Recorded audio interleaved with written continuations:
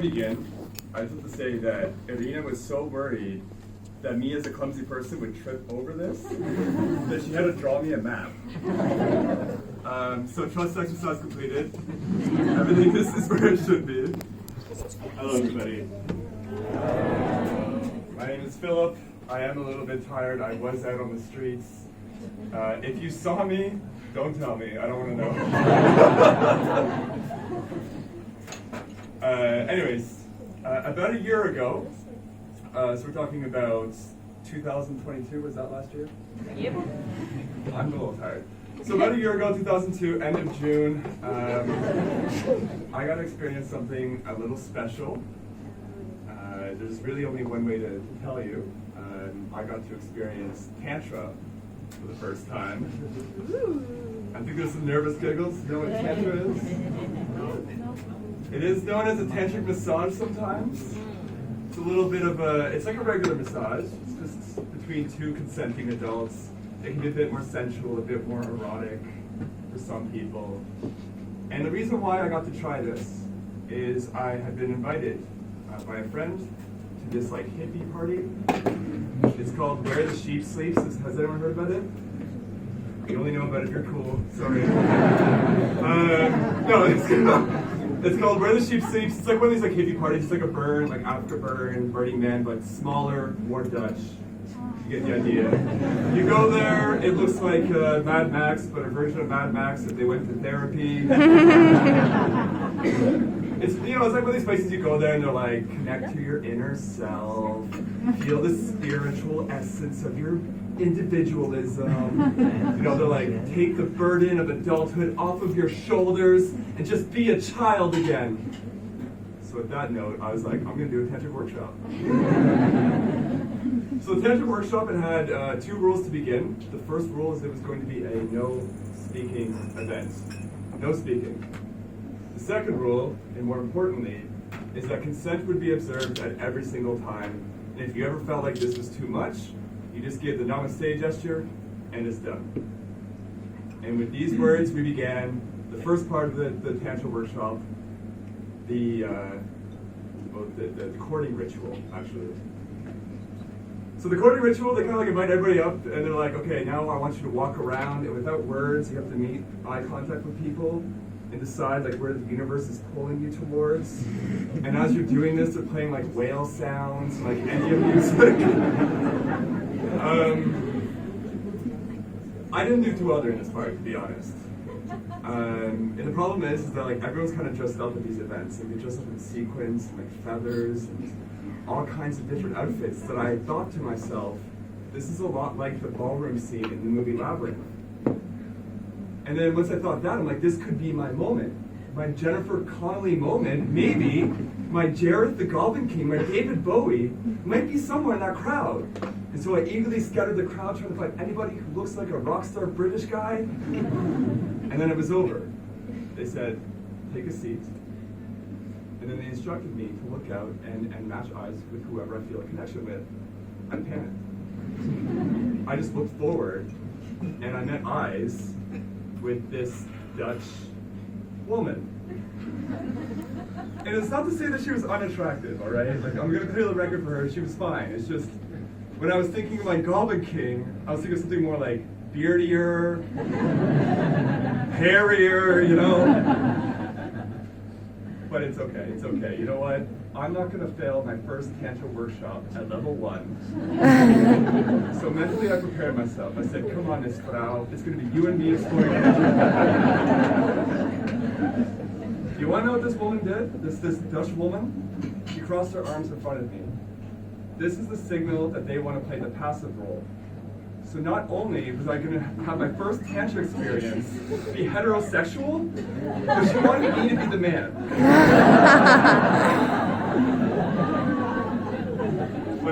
Whatever, it's fine. So, next thing I know, I have this half-naked woman lying in front of me, and I'm expected to begin to practice Tantra on her. And the first step is you take your partner's hand, and then this is how she will be communicating consent to me. There's 2 actions she can do. She can do a tap, that means stop, or she can do a squeeze, that means continue.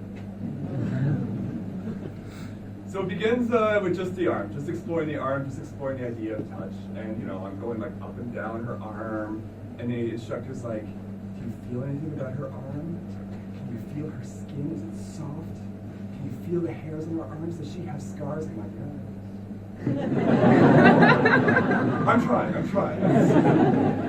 And then, of course, like, you know, they start saying, try to breathe with your partner. Breathe in, breathe out, breathe in, breathe out. So far, so good. And they're like, when you feel ready, you can begin exploring the rest of your partner's body. So, breathe in, breathe in, breathe in. I go over the shoulder, onto the collarbone.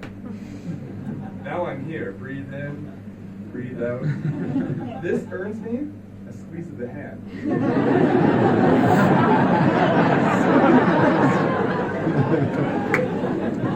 She likes it.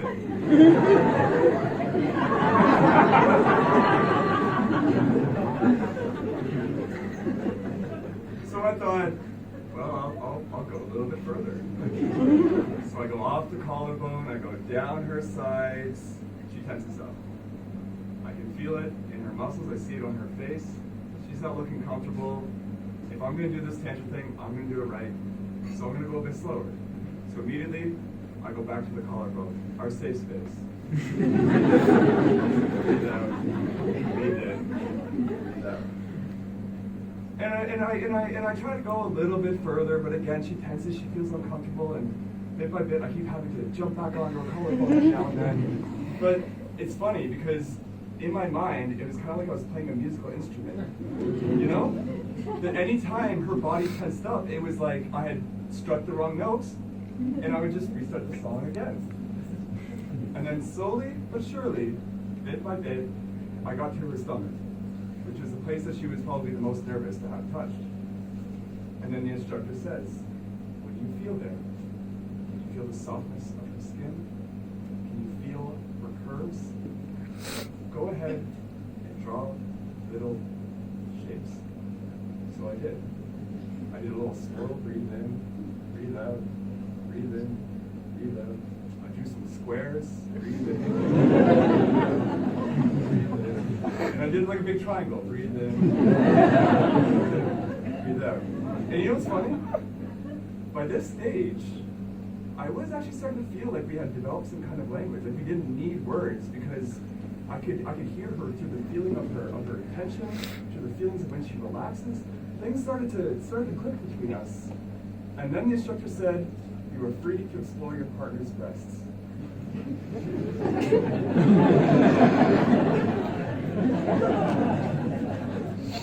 We didn't have a lot of connection there. I went back to the collarbone.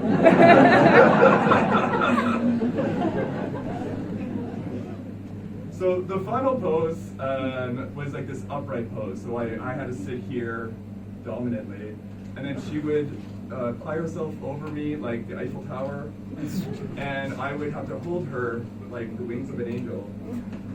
And this is how we would continue the final massage technique.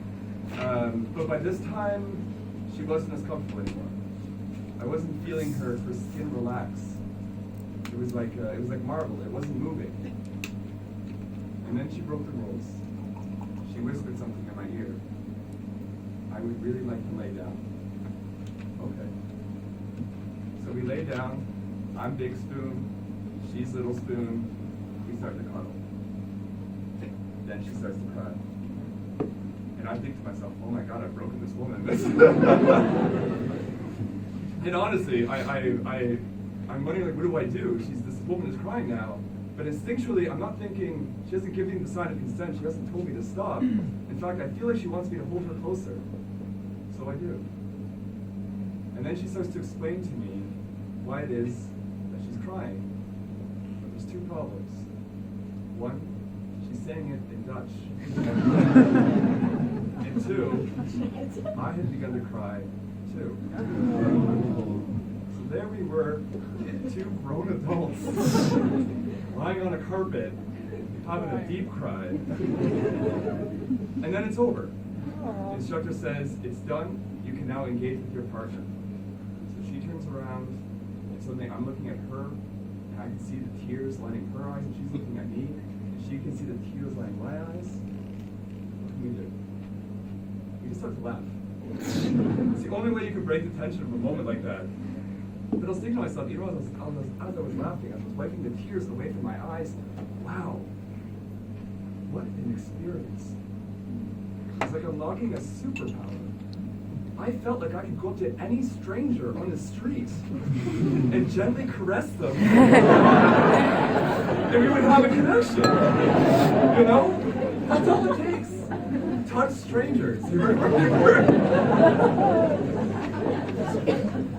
So, after we've had this moment of talking, we started small talking. You know, I tell her about my life, she tells me about her life, and then it's over.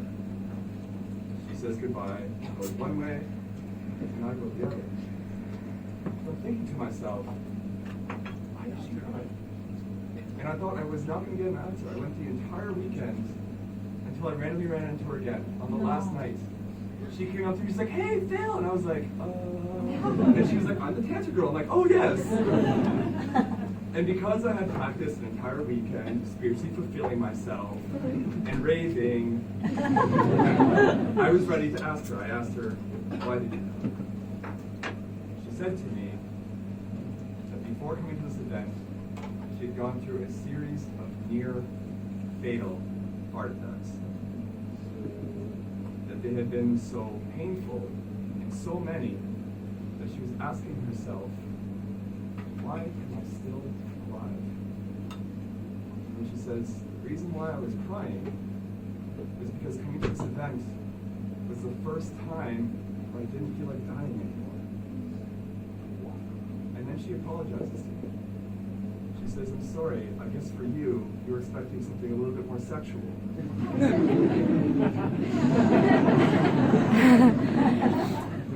I had to say something. I go, I'm sorry, I don't know how to say this to you, but I'm gay. She goes, what? I don't know how to explain this to you, and I'm a lesbian.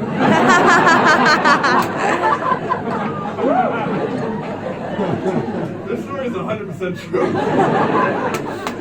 So, we start laughing again. We start having this deep laugh, just like we did before, as we try to figure out how the lone gay guy and the lone lesbian at a primarily heterosexual event came together to explore Tantra together.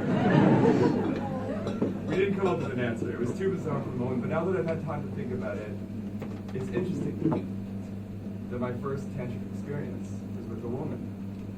I felt I didn't need to feel self-conscious. I didn't need to think about how good of a job I was doing. I just did it. And we experienced something together. And it's funny because I didn't go to that event thinking I need to find my Goblin King.